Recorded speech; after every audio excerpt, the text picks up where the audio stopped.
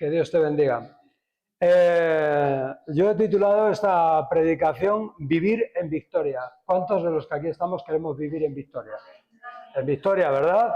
Amén. Y dice el apóstol Pablo, le dice al joven Timoteo, le dice que Dios le ha dado espíritu de poder, de amor y de dominio propio. Y eso se lo dice después de decirle, aviva el don que recibiste de parte de Dios, porque cada don es un regalo de Dios, sin duda. Ahora bien, yo tengo dos preguntas para empezar este culto, para ti. No quiero que las contestes ahora, sino que te las guardes. ¿Deseas que Dios haga todo lo que sea necesario para lograr tus propósitos? Segunda pregunta, ¿deseas hacer lo que Dios te pida, lo que sea, para alcanzar sus propósitos? Si tu respuesta a esta segunda pregunta es afirmativa, vas a necesitar el poder de Dios, el amor de Dios y el dominio sobre tu carne. Porque esa es la única manera de que tú vivas realmente en victoria. Esa es la única manera de que nuestras vidas sean vidas victoriosas y fructíferas para Él. El propósito de tu vida es glorificar a Dios. Amén. Eso es lo que dice la Biblia desde Génesis hasta Apocalipsis, que hemos sido creados para darle gloria a Él. Y claro, cuando decimos darle gloria a Él, ¿qué quiere decir? Que levanto las manos, que canto más alto, que voy a la iglesia. ¿Qué significa darle gloria a Dios?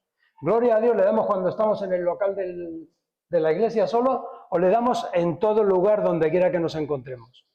Darle gloria al Señor, glorificar su nombre, es hacerlo presente donde tú te muevas y donde quiera que tú estés. Es que el peso de Dios, la presencia de Dios, se haga presente donde tú te muevas. Eso es glorificar a Dios. A veces espiritualizamos tanto las palabras que perdemos el significado real. Cuando yo digo, Señor, yo quiero glorificar tu nombre, y el Señor te dice, pues hazlo, hijo mío. Hazlo. ¿Y cómo? Pues por medio de tu actitud, por tu forma de caminar, por tu estilo de vida. Tú glorificas a Dios cuando estás haciendo presente el carácter de Cristo donde quiera que te muevas. Estás trayendo el peso, estás trayendo la gloria, estás trayendo su presencia. Que Cristo se refleje en nuestra vida. Eso es glorificar a Dios. Pues fíjate bien lo que le dice Pablo al joven Timoteo en su segunda carta, en el capítulo 1. Dice en el verso 6, dice, por esta razón te recuerdo que avives el fuego del don espiritual que Dios te dio cuando te impuse mis manos. Pues Dios no nos ha dado un espíritu de temor o de cobardía o de timidez, sino que nos ha dado un espíritu de poder, o sea, fortaleza. Nos ha dado un espíritu de amor y nos ha dado un espíritu de dominio propio, de autodisciplina, dominio propio, que las personas lo confunden con el dominar a otros, ¿verdad? Pero cuando decimos dominio propio es que me domino a mí mismo, ¿verdad? El mundo en general, la corriente de este mundo, también quiere darte poder o quiere hacerse con el poder. Fíjate que todas las personas, muchísimas personas luchan por tener poder. ¿Y para qué? Para someterse a los demás, para ayudar a los demás, no para someter a los demás, para dominarlos.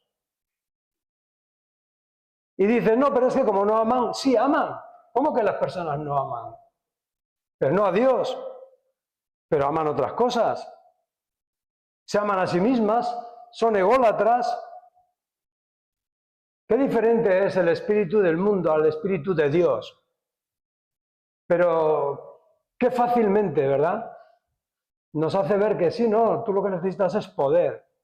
¿Poder para qué? Poder para tener dominio propio. ¿Poder para qué? Para amar. O sea, es decir, una cosa es que sepamos lo que tenemos que hacer y otra cosa es que tengamos poder para llevarlo a cabo. O sea, es decir, una cosa es lo que nosotros deseamos, lo que sabemos que está bien, y otra cosa es que tengamos el poder para llevarlo a cabo. Una cosa es que yo sepa que estoy creado para glorificar a Dios, para llevar su presencia, para hacerlo presente donde esté, y otra cosa es que lo haga. Una vida de victoria es una vida que a pesar de los fracasos, a pesar de los tropiezos, a pesar de las dificultades, es una vida que se vuelve a levantar para hacer lo que Dios le manda. Necesitamos avivar nuestros dones, los regalos que el Señor nos ha dado. ¿Y cómo avivamos los dones que el Señor nos ha dado? Pues amándole a Él sobre todas las cosas y a quienes nos rodean. Y el amor se puede medir, el amor ¿lo podríamos medir? Sí, dice Dios que amó tanto al mundo que dio a su Hijo Jesucristo. Dice, tanto amó Dios al mundo. Entonces, cuando nosotros decimos, tenemos el Espíritu de Cristo, tenemos el Espíritu de amor, ¿y cómo avivo ese regalo que Dios me ha dado? Pues amando a las personas. ¿Y cómo sé que las estoy amando? Que estoy dispuesto a hacer por ellas. ¿Qué estoy dispuesto a hacer por mi vecino, por mi vecina, por mi familiar? Porque si no, el amor se queda en palabras. Para Dios el amor, su amor no fueron palabras, fueron hechos. Cuando decimos, la primera pregunta, ¿deseas que Dios haga lo que sea necesario para lograr tus propósitos? No, pero para lograr sus propósitos ya lo hizo todo. Entregó lo que más amaba, a su Hijo. Fijaros bien que, por ejemplo, yo recuerdo cuando llegué al Señor había cosas, yo tenía muchos hábitos perniciosos, malísimos.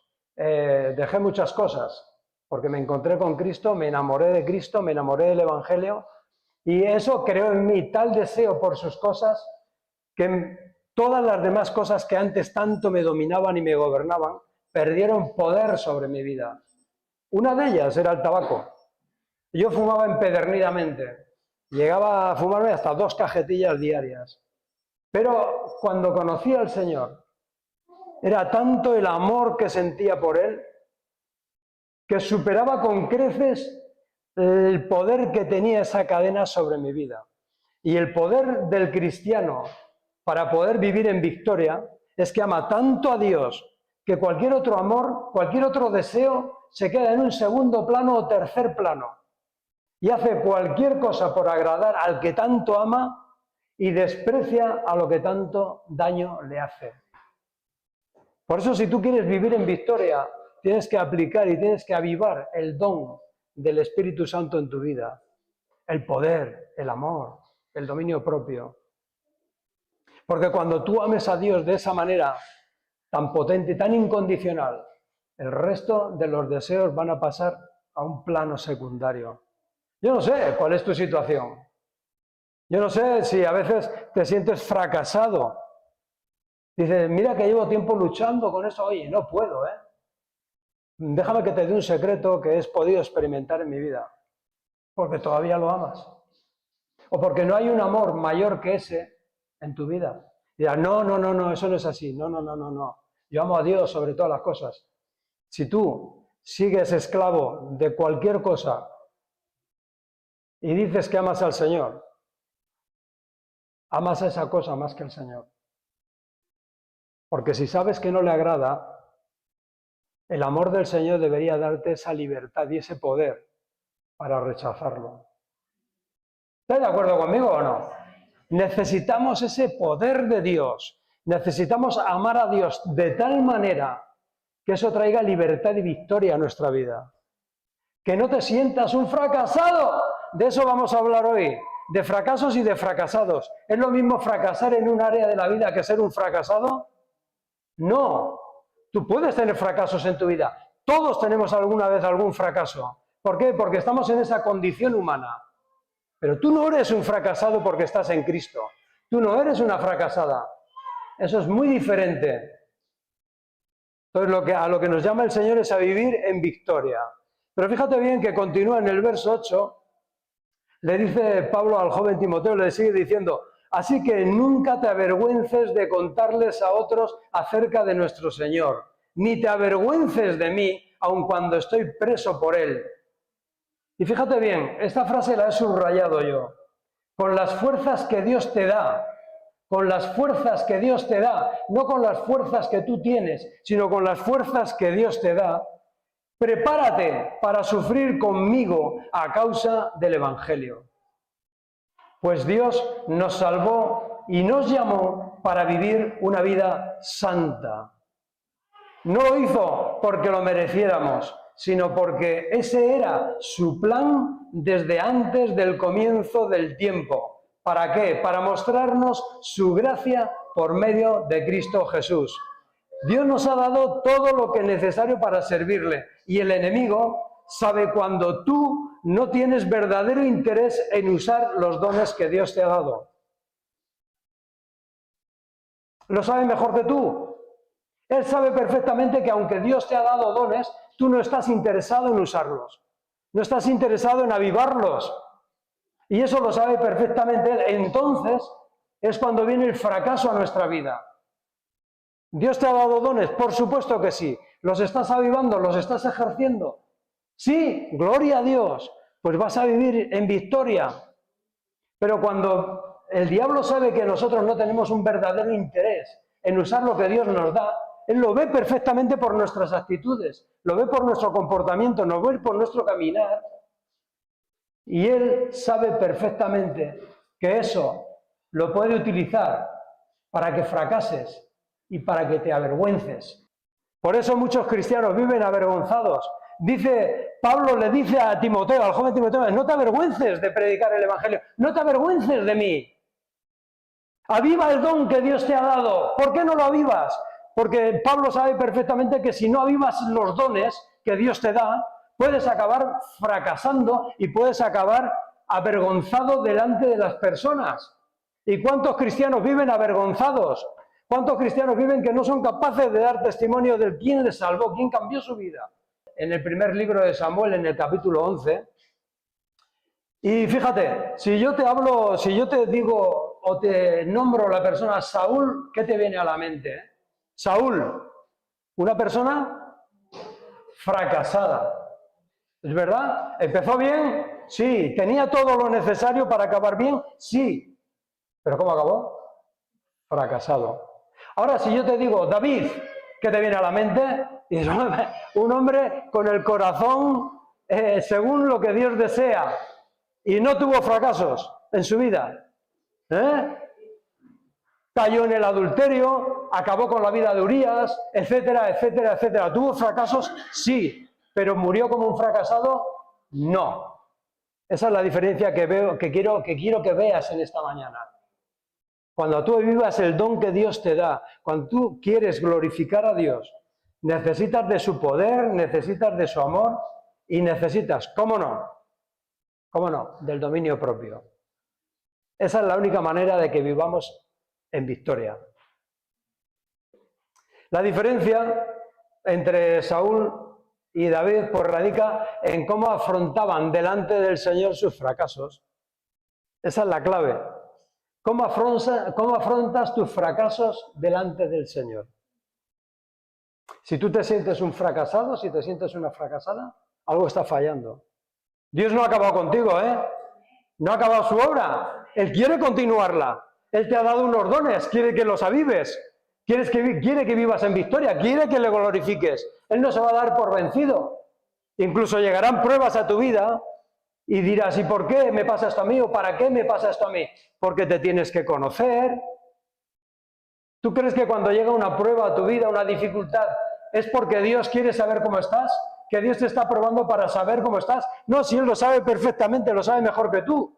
Dios sabe cuál es tu condición. Dios sabe si estás avergonzado o no estás avergonzada. Dios lo sabe, pero quiere que lo sepas tú. Por eso viene la prueba, porque tienes que conocerte, tienes que verte hasta dónde llegas, cuál es tu real situación. Vamos allá, vamos a leer ese capítulo de Primera de Samuel, el 11 en concreto, y vamos a encontrar aquí una historia, son los comienzos de Saúl. Dice, fíjate, capítulo 11 de Primera de Samuel, verso 1. Como un mes después, el rey Nahás, yo te recomiendo que te compres una concordancia y si no te la compras, la tienes en internet, es gratis. Es la concordancia de los números Strong. Tienes ahí las palabras en el original hebreo o en el original griego y te dice dónde están en cada parte de la Biblia. Bueno, el nombre de este rey, Nahás, aparece también en el capítulo 3 de Génesis, verso 1. ¿Y a quién hace mención ese nombre? ¿A quién creéis que hace mención? A la serpiente. La serpiente se llama Nahás. Qué curioso, ¿verdad? Cuando leemos la Biblia con detalle, encontramos cositas, ¿verdad?, que nos traen frescura. Bueno, pues en Génesis 3.1, si lees la concordancia, te darás cuenta que Nahas es el nombre de la serpiente también. Pues aparece aquí un rey llamado Nahas, curiosamente. Dice Nahas, que es rey de los amonitas.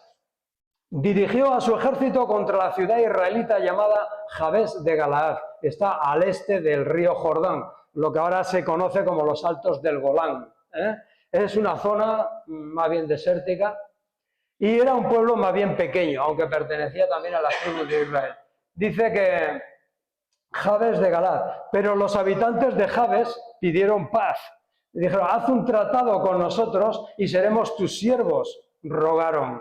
Está bien, dijo Nahas, pero con una sola condición. Le sacaré el ojo derecho a cada uno de ustedes. ¿Para qué? Para deshonrar a todo Israel. ¿El ojo? ¿A cada uno? ¡Wow! Y dice, sí, tú quieres paz conmigo, déjame que te saque el ojo. Y dice, ¿y sabes para qué te lo voy a sacar? Para avergonzar a todo Israel. Por eso cuando un hermano o una hermana están viviendo en fracaso tras fracaso, están viviendo en derrota, están viviendo esclavizados, no solamente avergüenzan su propia vida, avergüenzan a todo el pueblo, con el que dicen que se identifican. Es muy curioso esto, ¿verdad? ¿Qué interés tenía Nahas en sacarle el ojo a esta pequeña tribu? Porque sabía que así avergonzaba a todo el pueblo. Con una condición, le sacaré el ojo derecho a cada uno de ustedes para deshonrar a todo Israel. Danos 7 días para enviar mensajeros por todo Israel, respondieron los ancianos de Jabes. Si nadie viene a salvarnos, aceptaremos tus condiciones. Cuando percibimos que el fracaso se acerca, cuando percibimos que la situación es tensa, es más poderosa que nosotros, a veces sentimos la tentación de rendirnos, ¿no? Decir, oye, cualquier cosa, pero bueno, Dios no desea vernos vivir como fracasados. No nos ha salvado para eso. No nos ha salvado para vernos vivir avergonzados. Nos llama y nos provee de un entorno favorable, pone circunstancias, pone hermanos, pone líderes, pone personas a tu alrededor que Él va moviendo para que tú puedas salir de esa situación. Ahora tú necesitas una visión espiritual para captarlo. No nos excusemos. Hay que vivir en victoria. Las excusas a Dios no le sirven de nada. A Dios lo que le sirve es el arrepentimiento. Cuando yo me arrepiento, de corazón, el Señor lo sabe, pero las excusas, cuando voy con excusas al Señor, no, es que Señor, mira, lo hice porque es que tú sabes que es que me tuve tanto miedo, estaba tan presionado, ya lo sé, ¿para qué me cuentas eso? Sí, ya lo sé. ¿No te das cuenta que estás hablando con el Dios que lo conoce todo? El diablo quiere que vivamos de fracaso en fracaso, avergonzados. ¿Hay tristeza que viene de parte de Dios también? Sí, fíjate, es la tristeza que te lleva al arrepentimiento. Dice el apóstol Pablo en 2 Corintios, capítulo 7, verso 10. Pues la clase de tristeza que Dios desea que suframos, o sea, que desea que suframos un tipo de tristeza, dice, nos aleja del pecado. ¿Y dónde nos lleva? Al arrepentimiento. Fíjate. Y trae como resultado la salvación, trae salvación a tu vida, trae crecimiento. No hay que lamentarse por esa clase de tristeza, pero la tristeza del mundo, la cual le falta arrepentimiento, resulta en muerte espiritual. Y esta es la tristeza del mundo, hermanas y hermanos, amigas y amigos. La tristeza del mundo trae muerte. Nosotros somos victoriosos en Cristo Jesús. Pero vamos a seguir leyendo. Verso 4 de 1 Samuel 11. Dice, cuando los mensajeros llegaron a Gilbeá de Saúl y le contaron al pueblo acerca de su aprieto, de su apuro, todos se echaron a llorar. Pues normal. Oye, que les van a sacar un ojo a todos estos. ¿Cómo no vas a llorar? Dijo, hay que hacer algo. Entonces dice, Saúl había estado arando un campo con sus bueyes y cuando regresó a la ciudad preguntaba, oye, ¿qué os pasa? ¿Por qué estáis llorando? Así que le contaron el mensaje de Jabes. Entonces el Espíritu de Dios, el Ruaj Elohim, vino con poder sobre Saúl y se enojó mucho. Así que tomó 2 bueyes, los cortó en pedazos y envió mensajeros para que los llevaran por todo Israel con el siguiente mensaje. Apúntate. Esto es lo que les pasará a los bueyes del que se niegue a seguir a Saúl y a Samuel a la batalla, es decir, al rey y al profeta. Todavía Saúl no va por libre, va de la mano de Saúl, de la mano de Samuel, perdón. Esto es lo que le pasará a los bueyes del que se niegue a seguir a Saúl y a Samuel en la batalla. Entonces el Señor hizo que la gente tuviera miedo del enojo de Saúl. Por lo tanto, todos salieron a la guerra como un solo hombre, cuando Saúl los movilizó en Bezec. Se dio cuenta de que había 300.000 hombres de Israel y 30.000 de Judá. Cuando el Espíritu del Señor es el que nos muestra la perspectiva correcta de un asunto, se enciende un celo y amor santo para unirnos a ese plan del Señor. Si es el Señor el que te está hablando, si es el Espíritu del Señor, el Espíritu del Señor trae poder, trae amor a tu vida. Y entonces se enciende un celo en ti por hacer frente a esa circunstancia. Primera de Corintios, capítulo 2, verso 12, dice, y nosotros no hemos recibido el espíritu del mundo, dice Pablo, no hemos recibido el espíritu del mundo, sino el espíritu que proviene de Dios, para que conozcamos lo que Dios nos ha dado. De estas cosas hablamos, pero no con palabras enseñadas por humana sabiduría, sino con las que enseña el Espíritu, explicando las cosas espirituales en términos espirituales. Es decir, Pablo está diciendo que tú, como persona espiritual que tienes el Espíritu de Dios, estás amoldando las cosas que vives, las circunstancias que vives, los aprietos, todo lo que estás viviendo, lo estás volviendo de una manera espiritual. Por eso dice, explicando las cosas espirituales en términos espirituales. Pero el ser humano natural, no percibe las cosas que son del Espíritu de Dios porque para él son una auténtica locura. No las puede entender porque se han de discernir espiritualmente. O sea que Cristo nos sensibiliza de tal manera que podemos discernir los mensajes proféticos que nos llegan a través de las personas y que el Señor nos las envía. ¿Tú crees que Dios te habla por medio de personas maduras? Claro que sí. Ahora tú tienes que estar guiado y gobernado por el Espíritu de Dios para poder entender que lo que te está llegando no es algo que viene de Nahas, sino que viene del Espíritu de Dios. Y así vas dando pasos en confianza. Pero podría ocurrir otra cosa. Podría ocurrir que recibiendo el mensaje profético, podría ocurrir que recibiendo lo que viene de parte de Dios, nosotros lo menospreciemos. Dice el apóstol Pablo en Tesalonicenses, no menospreciéis la profecía. Se puede menospreciar la profecía. ¿Y qué es lo peor que nos puede pasar?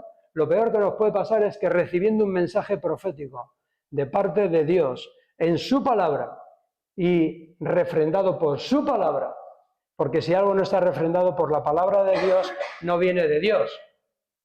Puede venir de cualquier lado. ¿Vale? Él es la palabra, Él es el logo, Él es el verbo. Y lo que Dios te manda, lo que Dios te dice, tiene que estar refrendado por esa palabra suya. Por eso aquí consideramos la palabra, la leemos, la escudriñamos, la queremos entender y queremos quedarnos con lo que el Señor nos dice. Por eso podemos menospreciarla, sí. Y lo peor, ¿podemos quedarnos de brazos cruzados?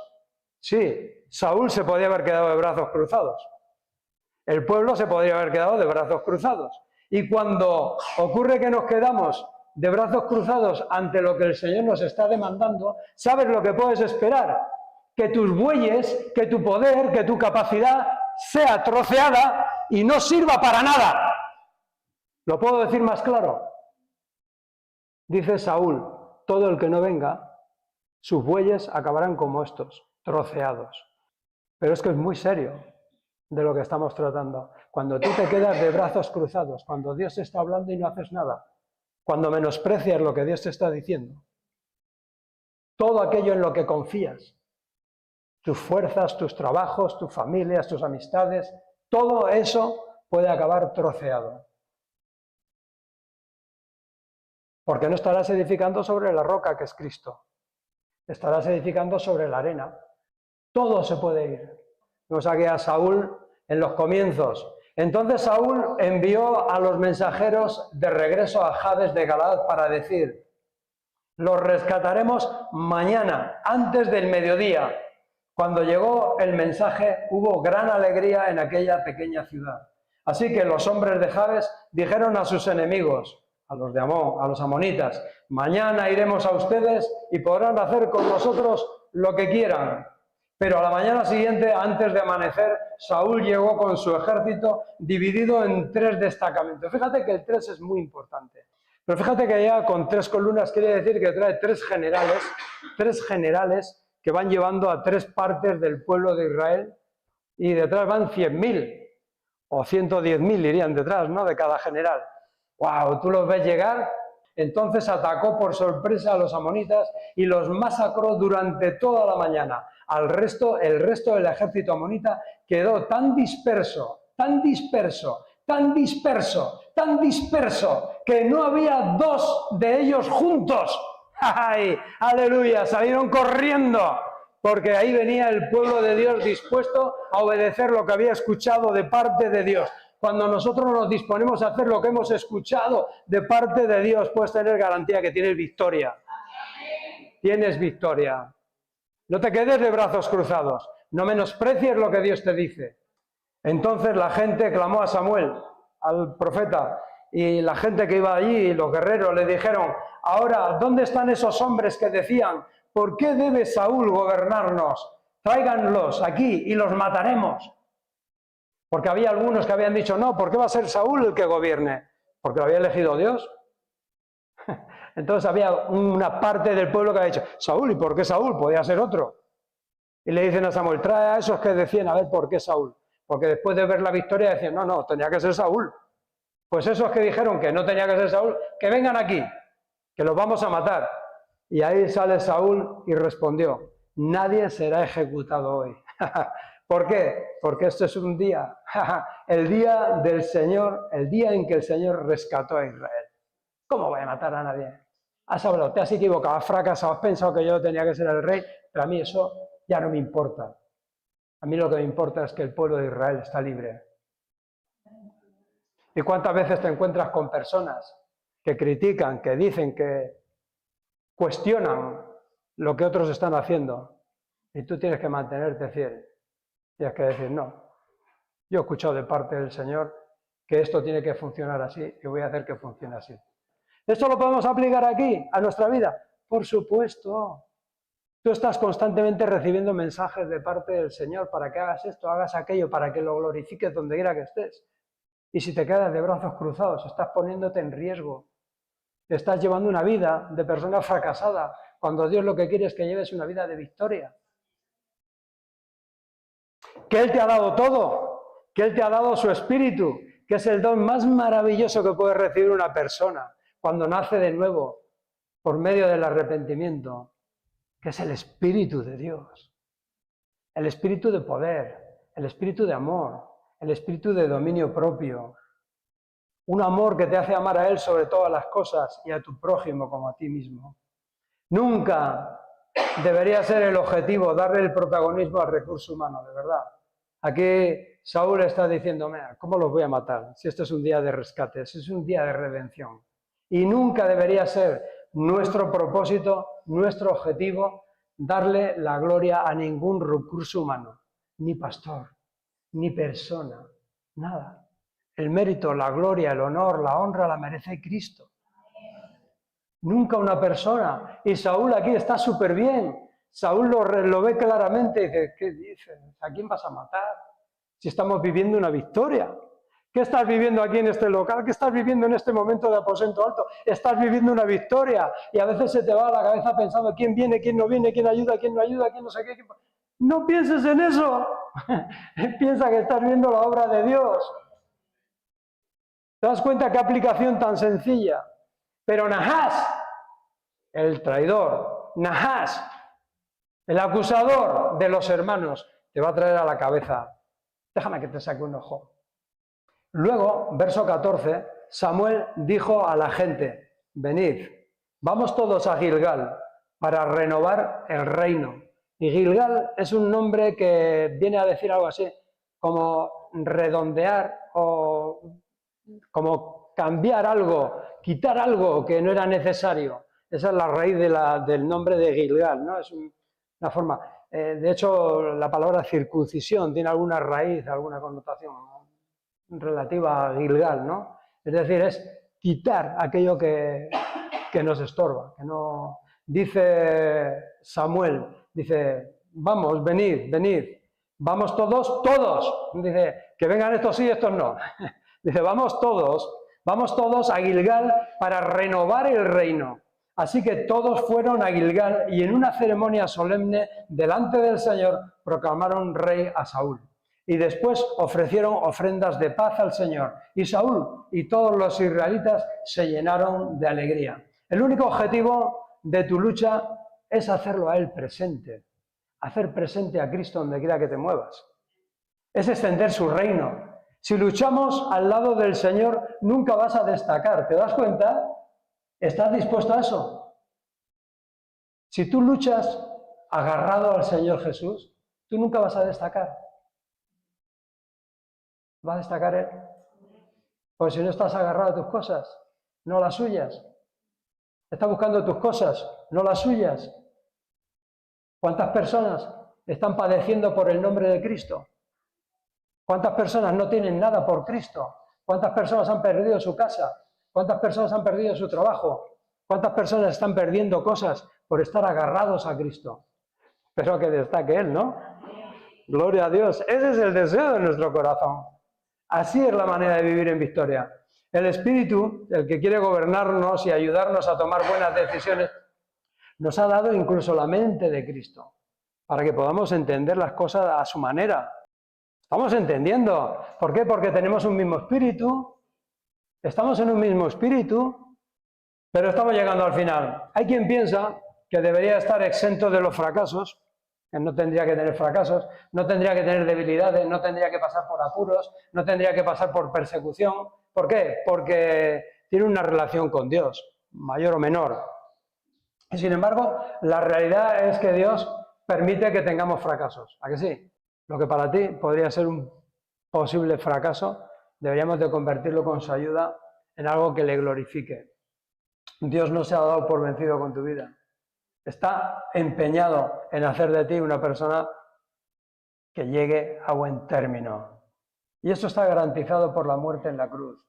Él es el que triunfó sobre la muerte, sobre el pecado en aquella cruz, ¿verdad? Dice Romanos, dice, somos más que vencedores por medio de aquel que nos amó. Y esa es una gran verdad que revela la Biblia. Somos más que vencedores por medio de aquel que nos amó. Por lo tanto, nuestros fracasos puntuales, nuestros agobios, nuestras inquietudes, podemos estar convencidos de que nos van a ayudar a aumentar la gloria para Él. Pero vivir en victoria, pues es seguir superando nuestros fracasos y volver a ponernos de pie. ¿O no? ¿Cuántos de vosotros habéis hecho cambios últimamente en vuestra vida? ¿Y esos cambios hacia dónde os tienen que llevar? A mejorar, a mejorar, a mejorar. Pero déjame que acabe con un texto de 2 de Corintios. Dice 2 de Corintios capítulo 4, verso 1. Por lo tanto, ya que Dios en su misericordia nos ha dado este nuevo camino, nunca nos demos por vencidos. Nunca nos demos por vencidos.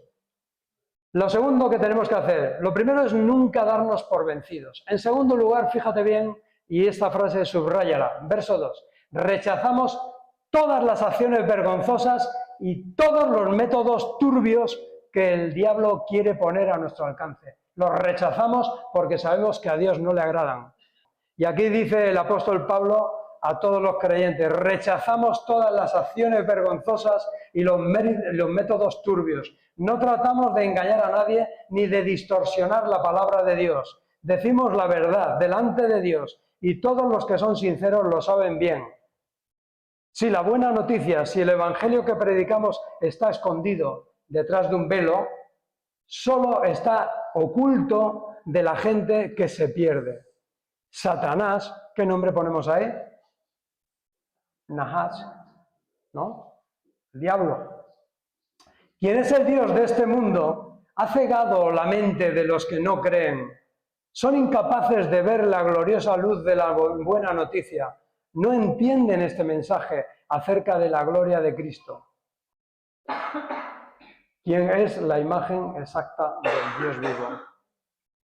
Como veis, no andamos predicando acerca de nosotros mismos. Predicamos que Jesucristo es Señor y nosotros somos siervos vuestros por causa de Jesús. Pues Dios, quien dijo que haya luz en la oscuridad, hizo que esta luz brille en nuestro corazón para que podamos conocer la gloria de Dios que se ve en el rostro de Jesucristo. Ahora tenemos esta luz brilla en nuestro corazón, pero nosotros mismos somos como frágiles vasijas de barro que contienen este gran tesoro. Esto deja bien claro que nuestro gran poder proviene de Dios, no de nosotros mismos. ¿Qué dice a Timoteo? Dice: habéis recibido el Espíritu de Dios y el poder. Y aquí vuelve a repetir, esto deja bien claro que nuestro gran poder proviene de Dios, no de nosotros mismos, para que la excelencia del poder sea de Dios, no de nosotros. Por todos lados nos presionan las dificultades. Fíjate, es que me estaría inventando yo lo que os he comentado esta mañana. ¿Era fruto de mi imaginación el que vamos a pasar por dificultades? Ya hace 2000 años, Pablo tiene que advertir a los corintios de cuál era su situación. Fíjate bien, a partir del verso 8. Por todos lados nos presionan las dificultades, pero no nos aplastan. ¡Aleluya! ¿Quién dice aleluya? ¡Aleluya! ¡Amén! No nos aplastan. Dice, estamos atribulados en todo, mas no estamos angustiados.